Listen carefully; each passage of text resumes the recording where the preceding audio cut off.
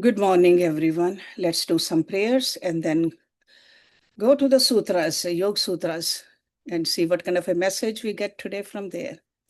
Om Guru Brahma, Guru Vishnu, Guru Devo Maheshwara, Guru Sakshat Parbrahma, Tasmai Shri Guruve Namaha, Om Bhur Bhavasvaha, Tatsavitravarenayam, Bhargo Devasya Dhimahi, Diyo Yo Naha Prachodayat, Astoma Satgamya, Tamsoma Jyotirgamya, Mrityurma Mritam Gamya, Om Sahna Bhavatu, Sahna Bhunaktu, Sahviryam Karvavahi, Tejasvi Navadhitamastu, Ma Vidvishavahi, Om Shanti Shanti Shanti Om.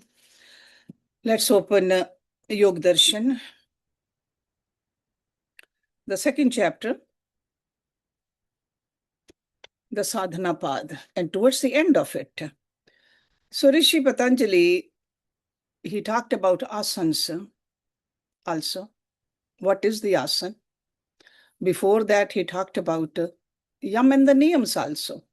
5 yams, 5 niyams, and we need to be fully established in them in order to move forward and get the benefits of this. Then we've been learning about the pranayam also. Such a detailed message he's giving us to pay attention to pranayam. And I see sometimes people do yoga without pranayam. So pranayam is the soul of yoga. So make sure it's included in your daily practice. So we have learned that there is a outer kumbhak, inner kumbhak, and kumbhak is a retention. Now in verse number 51, he's talking about, he's giving a term which is called chathurth. Chathurth, and we'll understand what does it really mean. So, bahe abhyantar vishay akshepi chaturtha. Bahe means external, abhyantar means internal, vishay means the domain or the object. Akshepi. Akshepi means that which transcends, that which blocks. And chaturtha means the fourth. So the fourth pranayam transcends the domain of external and internal pranayams. So the pranayam described here is far more potent for a meditator, because if you remember, this Ashtanga Yoga is also called a Raj Yoga. It's for the mind.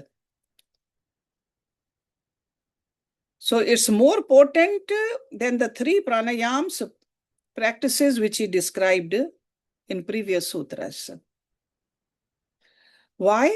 Because it evolves directly into pratyahar. Pratyahar means the next step on the ladder of yoga. So pranayam takes us towards the next ladder. So not only the pratyahar, but dharana, dhyana, and samadhi. This pranayam is simple. Anyone can do it. Sometimes we think we need advanced practice.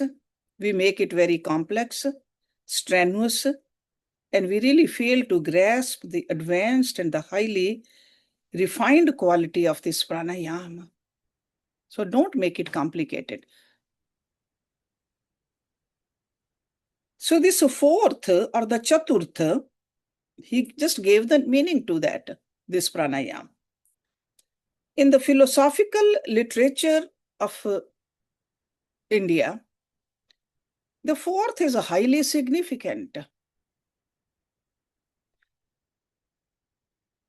Other terms for chaturth is turiya, That means that state where you transcend the triangle of waking, dreaming, and dreamless state. That's a turiya.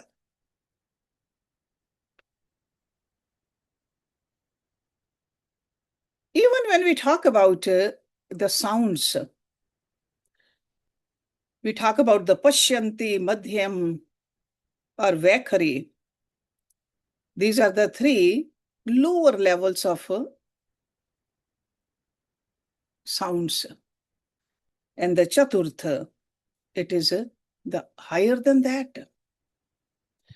So in other words, chathurth means the transcendental, the highest. So by calling this technique chathurth pranayam, Patanjali is sending a clear message that its effects transcend the vitality and it really transforms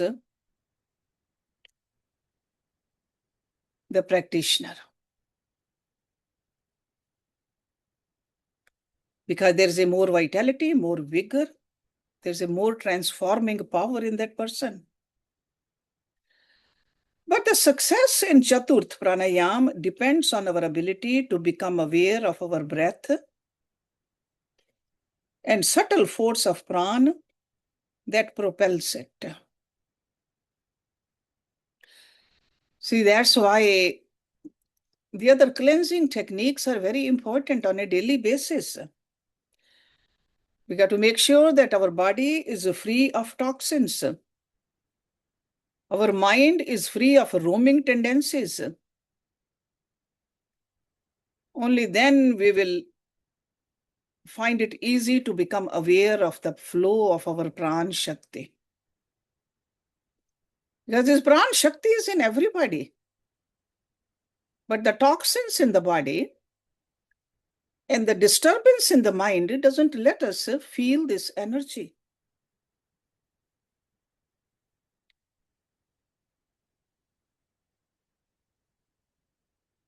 Most of us commit ourselves to yoga sadhana only after we have disrupted the natural ecology of our body. Or we have thrown our mind into a turmoil. So that's why it takes longer to understand and get connected with this power.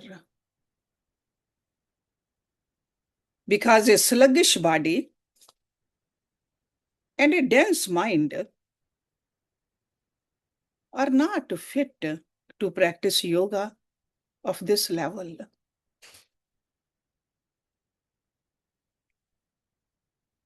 And most of the people these days, they begin at that level.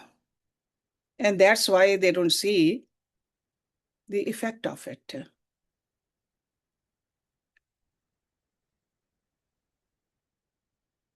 Human body can be compared to an ocean. Ocean is saturated with life-supporting nutrients, we all know. And most of which are available only where the water is not stagnant. Because there are thousands of undercurrents. They are churning the nutrients, carry them from one part of the ocean to another. The same way is our body. Nature has deposited enormous sustenance, which is called pran shakti in us.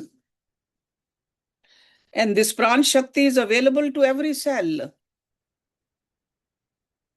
There are countless nadis. They are churning our pran shakti and carrying it to all our tissues. We all know that when this process slows down, our limbs, organs, mind, they suffer. They are suffering from diminished pran. And the vitality of our body and the sharpness of the mind declines.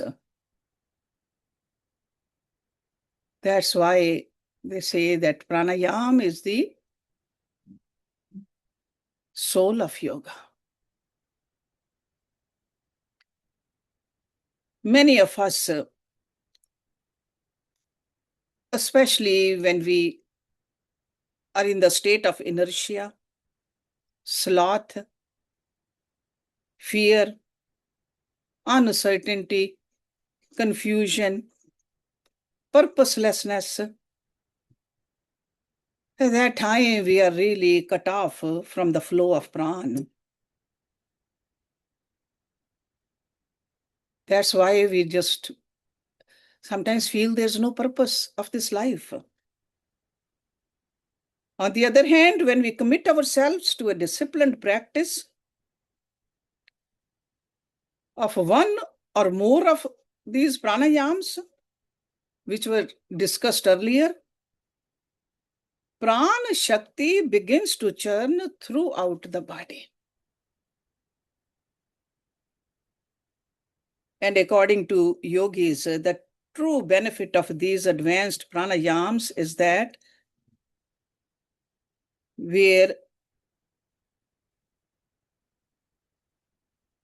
it's like a captivating energy field which the mind is attracted to it like a magnet.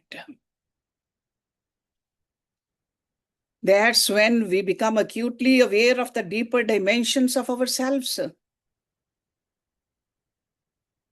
At that point, the mind and the body are no longer strangers to each other.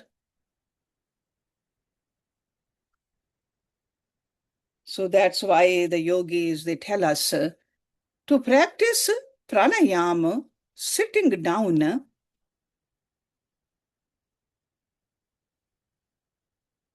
with your back straight, fully focused, and spend enough time. And that's when this fourth pranayam happens automatically.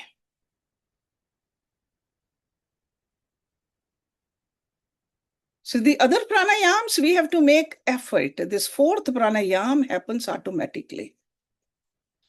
We don't have to concentrate on retention of breath because it will stop automatically. Just by concentrating the mind on a chosen object or idea. You are looking at the statue of your Ishta Devata, or you're thinking about your Guru, or you're concentrating on some mantra. That's what the chosen object is.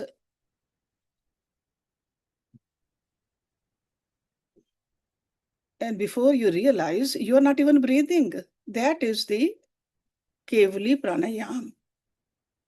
That is the name of this pranayam actually. Chathurth, Kevali Pranayam. This is easy, unintentional retention which occurs automatically in deep meditation.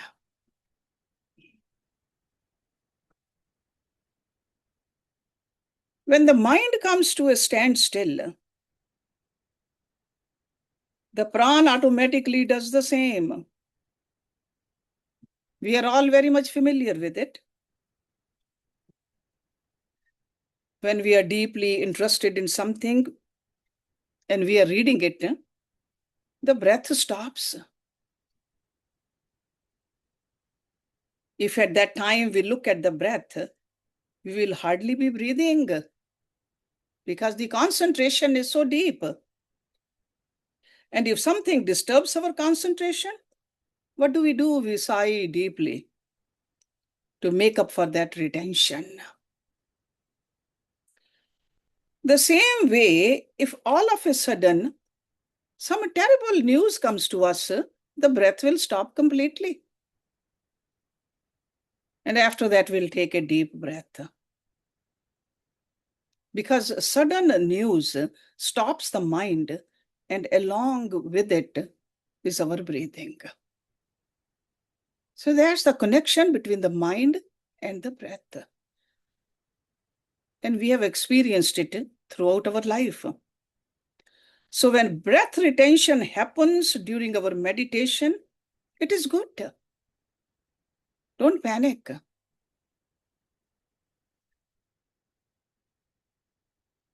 It won't happen actually unless the system is ready. So that's why the other pranayams, the pranayams which we have been learning, if you are practicing, you are getting ready to reach there. If we are deep enough, the breath might even stop for a few minutes. Actually, in samadhi, it stops for several hours.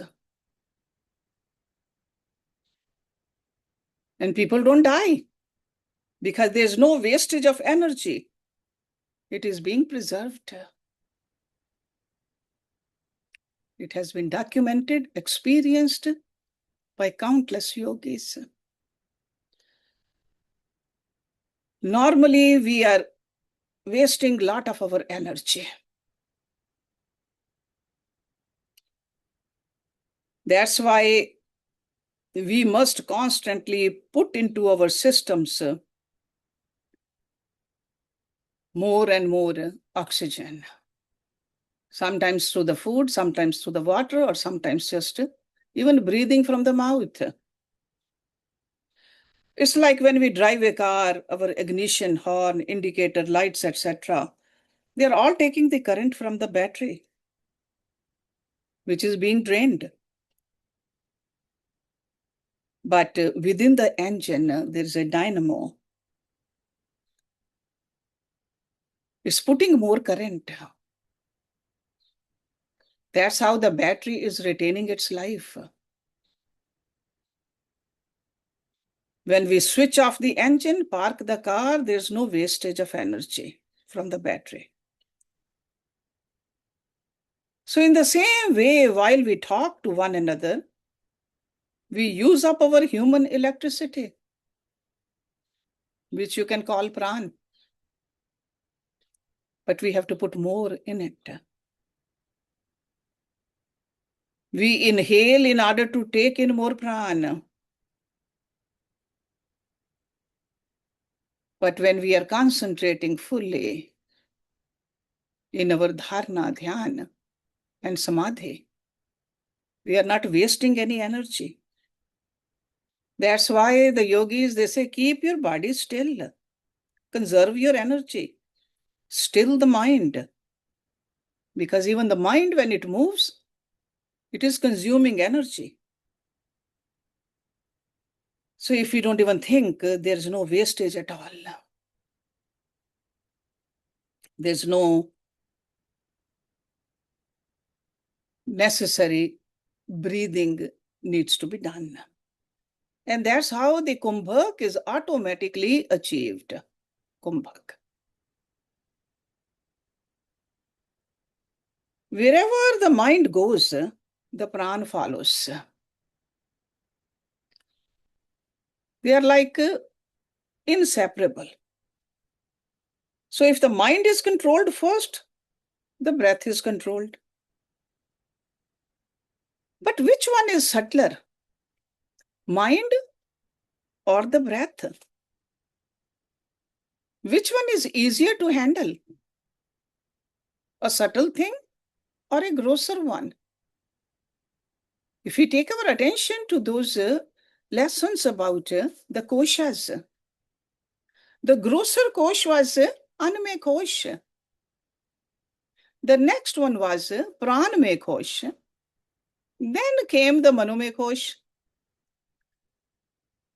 So that's why you can see that the mind is subtler than the pran. So through these techniques of pranayam, we can control our mind. So control the breath, control the energy, and then control the mind. It's almost like which one is easier to control, steam, water, or ice? We all know that. Ice, wherever we put, it will stay there. All we have to do is just put it down. For water, we need some sort of container. But for steam, even that is not enough. You will say that we need to cover that container to keep the steam there, otherwise it will escape.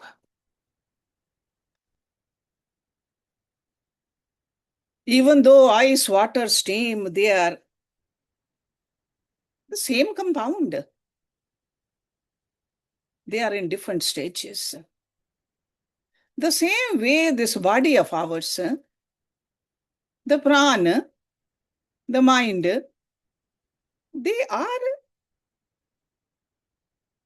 have come from Prakriti, the same compound, but the different degrees of denseness. So it's easier to control prana in a grosser manifestation than in a subtle one. So first we learn to control the physical body, then the movement of the breath, then the senses, finally the mind. You can see that it's very scientific. And it's very gradual and very easy to. We have to understand it and then practice and see the effect of all this. That's why I was telling you earlier that the pranayams we have been talking about, practice them at your own level, but you will see the effect of that only after practicing it. Just reading about it, hearing about it is not enough. This is something we practice. Okay? And then in the next verse now, Patanjali is giving us the benefit of pranayam. Why should we do it? It's a very direct benefit. Tata kshiyate prakash avarnam. Tata means then. Then means as a result. As a result means as a result of those pranayams, those techniques. Kshiyate means destroyed, weakens, diminished. Kshin ho jana. Prakash is the light, illumination, avarnam, the covering, the veil. As a result, the veil over the inner light is destroyed. And what is the inner light? That's what we are. So whatever is covering it, those sanskars or the vasanas, or the fear or the anxiety, whatever is covering it, that covering is destroyed and light is revealed. I mean, look at that. What a great promise. So we destroy the veil that covers our inner light. It's not that light is coming from somewhere else. It's not that light is being given to you with some blessings. The teacher teaches you. These gurus are telling us what to do, but we are the one who got to do our practice. No guru can practice pranayam for us. We have to do it ourselves. Gurus teach unconditionally, lovingly. But student is the one who needs to practice. So this prakash, the light within, is covered by a veil of mental darkness, actually. Mental darkness, which is called avidya, ignorance. And what is the best way to remove a veil? If it's a physical veil, sure, we can pull the threads out. But this is very subtle. Mind is a veil woven of thoughts. Some of those thoughts are positive, some of those thoughts are negative also. And those thoughts, they have no substance by itself. If you pull the thoughts out one after the other, when they have all been removed, there's no mind left. In the scriptures, they give an example of a heap of sugar. If you remove each grain of sugar, one after the other, the heap no longer exists. In fact, the name heap is absurd because in reality, no heap exists, only sugar. Or if you have some cloth made out of cotton, so they're crisscrossing of those threads. All you have to do is just to pull them out one by one. So there's no cloth, it's just a cotton. So cotton threads you are moving out. So this is what our mind is. Or you can look at another example, wood arranged in various ways. We just give them the names. It could be a table or a chair or even a firewood. We just give the name. So this is what we are doing. We are just giving the name. So different appearances get different names. But with this knowledge, with these practices, we are changing the appearance. And our basis is the self. As long as we identify with the body or mind, we feel we are mortal. And pranayama indirectly helps us to understand the oneness of that who we are, our real self. And that's what he means, that veil is removed and inner light is seen.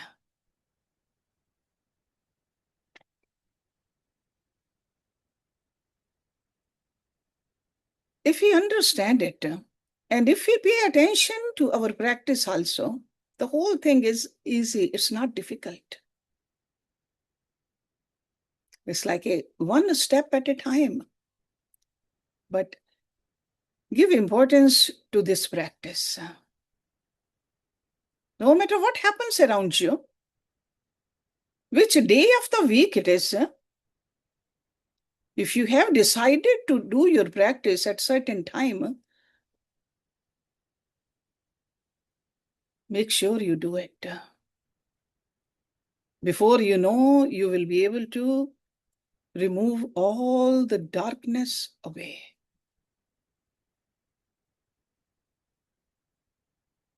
Then he says, if you have done that,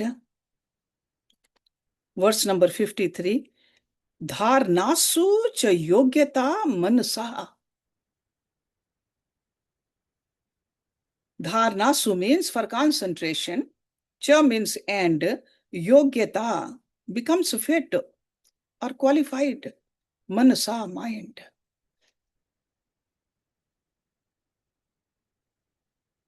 So with the help of the pranayama, your mind becomes fit for concentration.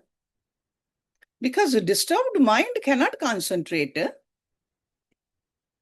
It's almost like the qualification has to be there. If somebody wants to go to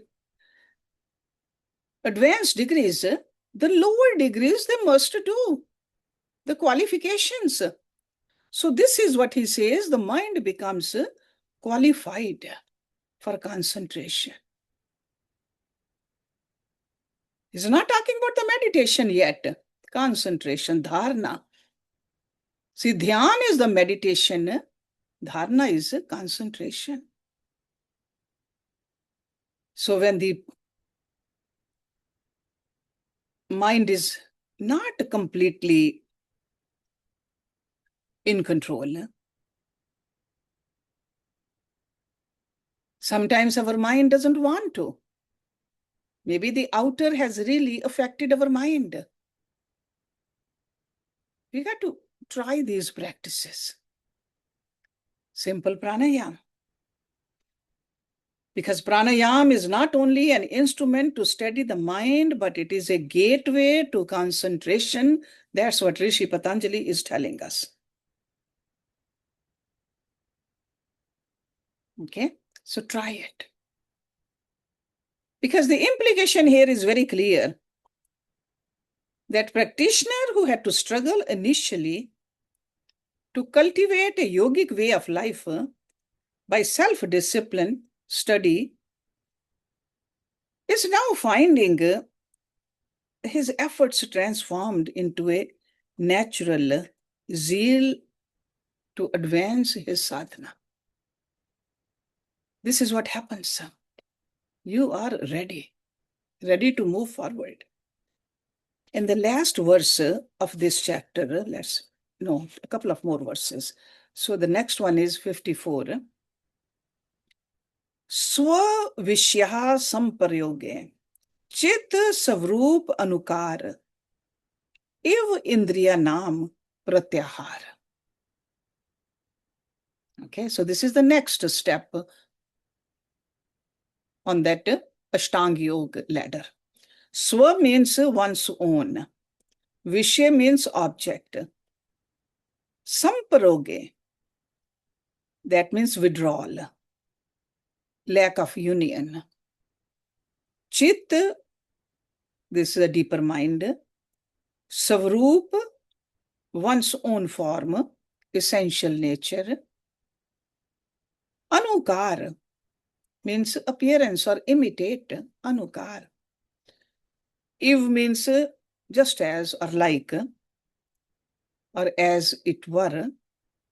Indriya nam of the senses. Pratyaharaha, withdrawal from every direction. Abstraction, pratyahar. When the senses withdraw themselves from the objects and imitate, as it were, the nature of the mind stuff, chit, this is pratyahar. So with pranayam, we make our mind ready. But sometimes it's not enough. We live in this world. Our senses constantly are going into this outer world. Senses are very powerful too. They say they are very turbulent. So we must have a good rein over these turbulent senses. These senses are considered the horses tied to a chariot. In Bhagavad Gita, we learned that in a very esoteric way in that battlefield. And this is a battlefield in the world. Our life is very turbulent sometimes. It distracts us. So that's why Arjuna asked that question over there. He said, I have a limited capacity. I doubt if I can win the war by myself. That's why he gave the reins to Lord Krishna. He said, you drive my chariot for me. Let me sit quietly behind you and do what you want me to do. That's how he waged the war.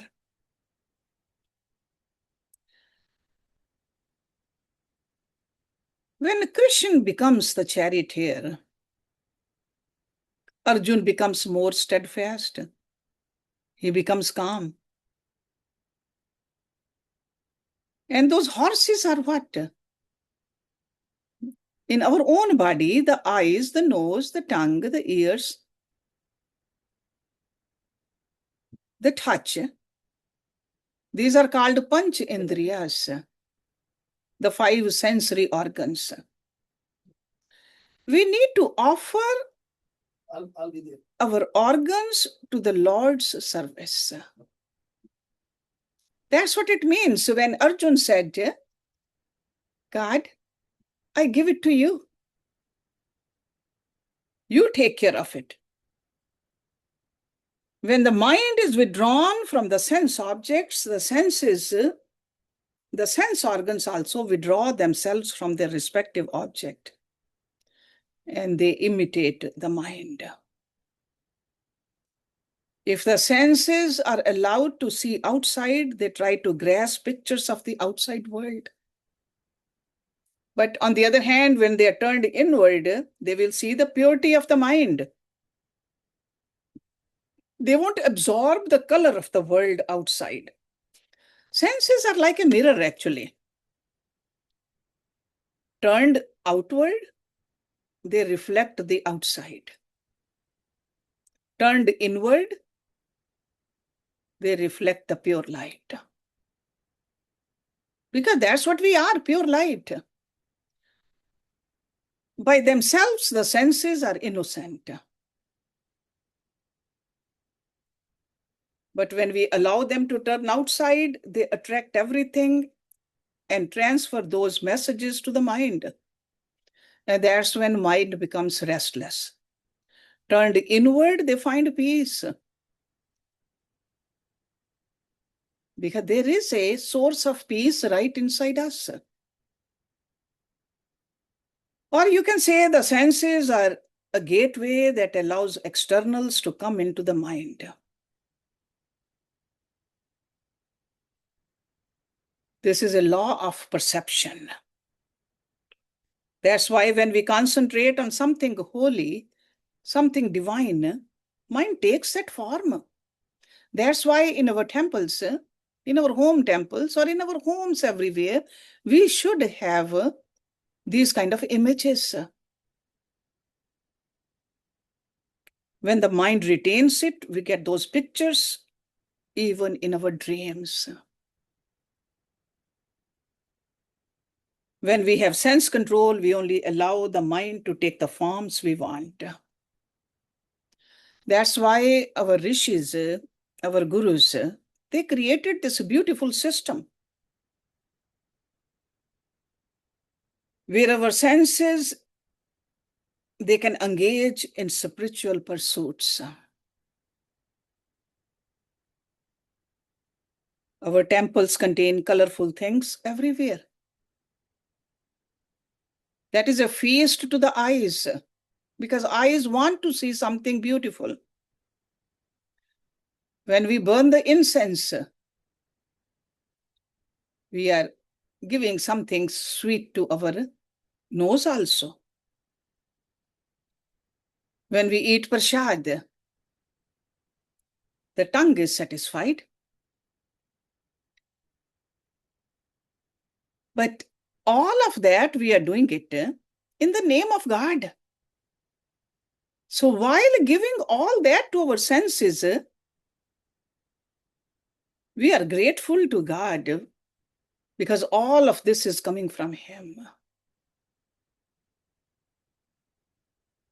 So you can see that pratyahar is another way of controlling the mind, because the information from the senses, it's going into the mind. And to gain mastery in it is not easy.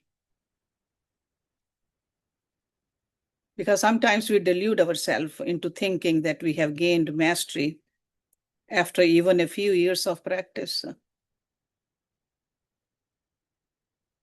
There can be a slip. We got to be very careful.